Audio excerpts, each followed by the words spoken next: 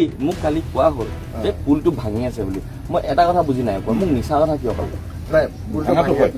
ঠিক আছে, পুলটো ভাঙি আছে কালি যোনটো কথা আমাক ক'লে 10টা বজাত যে আচলতে সেইদিনা সময় গগৈ দাদাৰ লগত এনে কি কাণ্ড হৈছিল আপোনালোকে শুনিলে আচৰিত হ'ব। সকলো কথা সময় গগৈ দাদাই এই ভিডিঅ'টোত ফাদিল কৰিলে। যি বাগান কৰ্তৃপক্ষই তেখেতৰ গাড়ীখন ৰখাইছিল, সময় গগৈ দাদাই বৰ্তমান সময়ত বানপীড়িত ৰাইজক যেনেদৰে সহায় কৰি আহিছে দিনে নিশাই, তো সেইটো সময়তে সময় গগৈ দাদাই আৰু এটা পদক্ষেপ হাতত লৈছিল যে বানপীড়িত ৰাইজক কেনেদৰে ঘৰসমূহ সাজি দিয়া হয়। তো সেই বানপীড়িত ৰাইজক ঘৰসমূহ সাজি দিয়াৰ বাবে তেখেতে যি বাঁহ লৈ সেই ঠাইত উপস্থিত হ'বলৈ গৈছিল, সেই তেতিয়াই তেখেতৰ সেই বাহনখন তাতে আটক কৰিলে সেই বাগানৰ কৰ্তৃপক্ষই, মানে আগুৱাই যাবলৈ নিদিলে। সেই তেতিয়া সেই ঠাইতে বাঁহসমূহ থৈ সময় গগৈ দাদাই গোটেই নিশা তাতে কটাবলগীয়া হ'ল। কেনে আচৰিত বাৰু। তো সেইজন ব্যক্তি কোন আছিল, এই হাফেন পিন্ধা ব্যক্তিজন কোন আছিল, কি কথা, তো আপোনালোকে ভিডিঅ'টোত সকলো শুনিলে গম পাব, বা ভিডিঅ'টোৰ দৃশ্যসমূহ আপোনালোকে দেখিলে গম পাব। ইমান দুখ লাগিল এই কথাখিনি শুনি যে সেই ৰাতিটো তেখেতে তাতে কটাবলগীয়া হ'ল। তো এনে অজুহাত দেখালে যে আগত ভগা এটা পুল আছিল, অথচ সেই পুলেৰে কিন্তু গাড়ীখন যাবলৈ পৰা অৱস্থাত আছিল, কিন্তু সময় গগৈ দাদাক যাবলৈ নিদিলে। তো আপোনালোকে ভিডিঅ'টোত সময় গগৈ দাদাৰ কথা মন্তব্যখিনি আপোনালোকে শুনিলে গম পাব কিমান আচৰিত। সেই তেতিয়াই উপায় নাপায় সেইখিনি ঠাইতে সময় গগৈ দাদাই বাঁহখিনি আনলোড কৰি গোটেই ৰাতিটো তাতে কটাবলগীয়া হ'ল। তো আহক কোনজন ব্যক্তি বা কি কাৰণে সেই ঠাইত যাবলৈ দিয়া নহ'ল, সময় গগৈ দাদায়ো এই ক্ষেত্ৰত মাত মাতিলে। তো ভিডিঅ'টোৰ সম্পূৰ্ণ কথাখিনি আমি শেষলৈকে মোক কালি কোৱা হ'ল যে পুলটো ভাঙি আছে বুলি। মই এটা কথা বুজি নাই পোৱা, মোক মিছা কথা কিয় ক'লে? ঠিক আছে, পুলটো ভাঙি আছে কালি যোনটো কথা আমাক ক'লে 10টা বজাত যে পুলটো ভাঙি আছে, পুলটোৰ পৰা যাব নোৱাৰিব, ট্ৰেক্টৰটো যাবই নোৱাৰিব, যেনেকৈ আমাক ক'লে। তাত গৈ পেলাই দেখিছোঁ স্পটত পুলটোত মই যদি 3খন ট্ৰাকো খাৰা কৰি দিওঁ নহয়, পুলটো নাভাঙে। তাত সাধাৰণ এখন মাত্ৰ ট্ৰেক্টৰহে যাবলৈ আছিলে, মাত্ৰ 10 মিনিট বা 20 মিনিটৰ কাম আছিলে। মানে আমাৰ প্ৰব্লেমটো কি হৈছে, এইটো দুটা ৰাস্তা আছে বুলি মই জানো, এইটো মেইন ৰাস্তা হয় বুলিও মই জানো, কিন্তু এইটো ৰাস্তা দি ওপৰ খুঁটিত কাম কৰিব নোৱাৰোঁ। এইটো ৰাস্তা দি অকল তলৰ খুঁটিতহে কাম চলিব, কিন্তু ওপৰ খুঁটিৰ মানুহৰ ঘৰবোৰ বেছি 25 নে 28টা এফেক্ট। তাৰে এটা টিম ISS টিমটোৱে কৰি আছে, আমি কাৰণ তাতো আমি ঘৰ কৰি আছোঁ। সেইফালে তলৰ খুঁটিতে ঘৰ কৰিলোঁ, ওপৰ খুঁটি পাতে 2টা ফ্ৰেম ৰেডি হৈ গ'ল। এটা ISS পাৰ্টিক নিজেও লগ পাইছোঁ আমি। সেইকাৰণে বাঁহখিনি আমাক ৰিকুৱাৰমেণ্ট কি আছে, আমি বাঁহখিনি ইয়াত পেলাম, ইয়াৰ পৰা আকৌ কান্ধত লৈ তালৈ নিম। আমি সিমানটোৱে বিচাৰিছিলোঁ জাষ্ট যে বাঁহখিনি যাতে তাত পেলাব পাৰোঁ, আৰু তাৰ পৰা যাতে কান্ধত লৈ পেলাই আমি সেই জেগাডোখৰ তথাপিও কান্ধত নিবই লাগিব, গাড়ী নিয়া পচিবলে নহয়।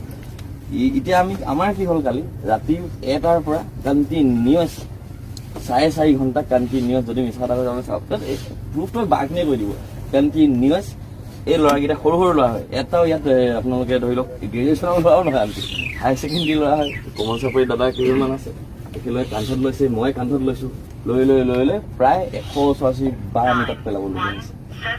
বাজাজ কিনাজন তেতিয়া ল'ৰাকেইটা তেতিয়াও দেখি আছে যে মানুহখিনি কিমান কষ্ট হৈছে। এতিয়া যিকোনো মানুহৰ নহয় এখন থাকিব, মানে যিকোনো এক চিকুট হ'লেও খেলিব, যিমান সেই মানুহক লাগিলে।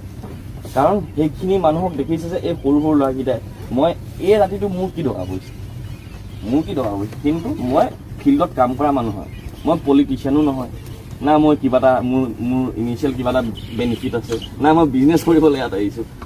সেই বাঁহখিনি নিয়া টাইমত এটলিষ্ট যিজনক জনোৱা হৈছে, যেনেকৈ আপোনাক জনোৱা হৈছিলে, আপুনি জানেও চাগে মই ইয়াত আহিম বুলি। মই কৈছিলোঁ যে মই ইয়াত ঠিক আছে, যদি যাব নিদিয়ে মই আহিম তালৈ বুলি।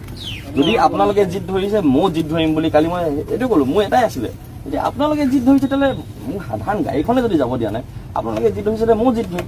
মই বিশেষ জিদ কি ধৰিছোঁ, মই ইয়াত আহি পেলাই মই হাল্লা কৰিছোঁ, কোনো ক'ব নোৱাৰে, এটা চিঞৰ আমাৰ ইয়াৰ পৰা কোনো মৰা নাই, কাকো আমনিও কৰা নাই, কৈ গৈছে কোনোবাই আমনি পাইছে, ল'ৰা আনকি চকীদাৰকেইটাকো আমি আমনি কৰা নাই, ল'ৰাকেইটা বেয়া কৈছে, এই ভাইটিজনে বেয়া কৈছে, মোৰতো নেলাগে থ'ব, তেওঁলোকে কৈছে ঠিক আছে নেলাগে, মই বেয়া মই ঠিক আছে নেলাগে, কাৰণ বহুত ৰিকুৱেষ্ট কৰা হ'ল, আমি ৰিকুৱেষ্ট নকৰোঁ, আমি তাক কাম কৰোঁ। কাৰণ মোৰ কাম হ'ব লাগে, যেনেকৈ হ'ল মই মানুহকেইটাক যেনেকৈ হ'লেও ৰাতিপুৱা বাঁহখিনি প্ৰভাইড কৰিব লাগে, কাৰণ সিহঁতি বহুত কষ্ট কৰি আছে, কাম কৰা মানুহখিনি পইচা দিছোঁ যদি বহুত কষ্ট কৰি আছে।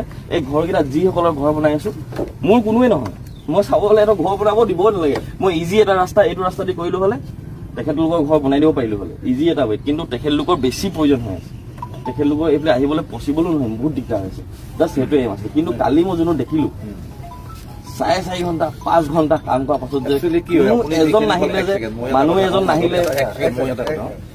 আপুনি যিটো সময়ৰ কথা ক'লে এইটো আজি এমাহৰ ভিতৰত এইটো এটা সময় যিটো সময় কিবা এটা বিসংগতি ঘটিল। কিয় ঘটিল? ৰাতি হোৱাৰ কাৰণে ঘটিল। দিনত তেনেকুৱা নাই হোৱা। সন্ধিয়া 7টা বজালৈকে আমাৰ ৰিলিফৰ গাড়ী আহি আছে গৈ আছে, কোনো প্ৰব্লেম হোৱা নাই। এইটো বাগিচাখনৰ আমি পৰিচালনা কৰোঁতে কিছুমান নিয়ম নীতিৰ মাজেৰে চলোঁ। ৰাতি আমাৰ চকীদাৰৰ ইনষ্ট্ৰাকশ্যন দিয়া থাকে যে গেটখন বন্ধ কৰি ৰাখিবি, ইয়াত আমাৰ বেলেগ বেলেগ ইছ্যু হৈ থাকে, সেই এটা ইছ্যু। দিনত আমাৰ একো প্ৰব্লেম নাই। ঠিক আছে, আপোনালোকে আহিলে আমি বহুত ভাল পাইছোঁ, সহায় কৰিছে। আমাৰ বাগিচাৰ সীমাতে 11টা পৰিয়াল এতিয়াও আছে। বাঁহ এটা পাৰ্টি আনি তাত বাঁহ পেলাই থৈছে। তাৰপিছত এটা কাম কৰা পাৰ্টি আমাৰ ইয়াতে ক্লাবত আছে থাকিছে। তাৰপিছত এই বাঁহখিনি যদি গাড়ীখন ঘূৰি যাবগৈ লাগে ঠিক হ'লে নহয়। আমাৰ গাড়ী আছিলে ৰাতিপুৱা আমি পঠিয়াই দিলোঁ। ভেৰি চিম্পুল। কেলে নহয়, মই কালি ৰাতিয়ে বুজালো যে মোক ৰাতি কেতিয়াও চব ৰাতি 1টা বজাত কেতিয়াও সেইটো চব কথা আমি কওঁ বুলি এইকাৰণে নকওঁ। আপুনি কৈছে ধন্যবাদ, আপুনি বহুত ভাল কাম কৰা বুজিছো, কিন্তু আমাৰো নিৰ্দিষ্ট কিছুমান নিয়মৰ মাজত আমি চলোঁ। গতিকে আমি ৰাতিপুৱা আৰামছে এতিয়াও গাড়ী এতিয়া যদি মই নিয়মৰ কথা ক'বলৈ যাওঁ, মই যদি নিয়মৰ কথা ক'বলৈ যাওঁ, এতিয়া বানপানী সময় নহয়, আমি যদি নিয়ম বান্ধিবলৈ হয় নহয়, তেতিয়া কি হয় আৰু বানপানী হওঁতে প্ৰথম আমি চবক গোটেই ৰাইজক আমাৰ কোনেও ডিনাই কৰিব নোৱাৰে যে বাগিচা নাই কৰা বুলি। কৰাও নাই, আমি থাকিছোঁ, ৰাখিছোঁ, চিকিৎসা কৰিছোঁ, খাবলৈ দিছোঁ, আমি ডিনাই চব কৰাও কৰি নাই, দিছোঁ। আমি ডিনাই কৰাও নাই। কিন্তু এটা হ'ল কি ৰাতি হোৱাৰ কাৰণে ঠিক আছে, মই ৰাতি অসুবিধা হ'ল। বুজিছোঁ। সেইকাৰণে আমি এইখিনি এতিয়া লৈ যাম। কিন্তু কথাটো হৈছে যে আপোনালোকে বহুত সময়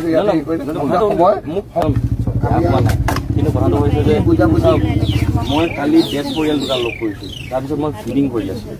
ফিডিং কৰাৰ পাছত আকৌ এইখিনি ইয়ালৈ মই আহিবলগীয়া হ'বই নালাগিছে। মই এবাৰ ক'লোৱেই, মনতে পাতিলোঁ যে মোৰ গাড়ী হয় পঠাই দিয়ক। আৰু যোনখিনি মানুহ আহিছে চব ৱেল এণ্ড গুড মানুহ, চব হেৰি মানুহ। তেখেতলোকে ৰিকুৱেষ্ট কৰিছে, বেলেগ কোনোবা অহা হ'লে অলপ হ'লেও হাল্লা গোলা কৰাত হৈছে। আপুনিতো চাগে শুনিছে, ফোনত হ'লেও কথা পাতিছে, কিবা মিছবিহেভ কৰিছে, মিছবিহেভ নাই কৰা। আপুনি জানে চাগে আমাৰ গাড়ীয়ে হয় বুলি কৈছে চাগে, কৈছে হয় নাই, কৈছে হয় নাই, পিছত হ'লেও কৈছে। আপুনি জানে তাৰমানে এৱেৰ হয় যে আমাৰ গাড়ী হয়। যদি মই এতিয়া যদি মই বানপানী কথা ক'বলৈ যাওঁ, এতিয়া বানপানী কথা যেতিয়া টাইম টেবুলৰ কথা কৈছে বা কিবা কৈছে, টাইম টেবুলটো মোৰো আছে, শুবলৈতো মোৰো মন যায় হয় নাই। এতিয়া যদি মই কওঁ যে আমি ৰাতি মেট্ৰেছ ডিষ্ট্ৰিবিউট কৰিছোঁ, এতিয়া যদি মই কওঁ যে 2 দিন মই হোৱাই নাই, কোনোবা বিশ্বাস কৰিব? নকৰিলে একো ইছ্যু নাই, কাৰণ মানুহে এৱেৰ কথা নাই। এতিয়া আপোনাক ফোন কৰিছে ৰাতি, ফোনটো ৰিচিভ কৰা ঠিক আছে, একো ইছ্যু নাই, ৰিচিভ কৰা নাই। মোৰো ফোন আহে ৰাতি, মোৰ ফোনটো লিষ্ট যদি দেখা পাব বিশ্বাসে নকৰে, মোলৈ ইমান ফোন কেনেকৈ আহে বুলি ভাবিব। মানুহে বিশ্বাসে নকৰে। মোৰ যদি 3টা মোবাইল আছে, এটা মোবাইলত 250কে কল আহে, মই বিশ্বাসে নকৰোঁ, মই লেবেল দি আছোঁ বুলি ভাবিব।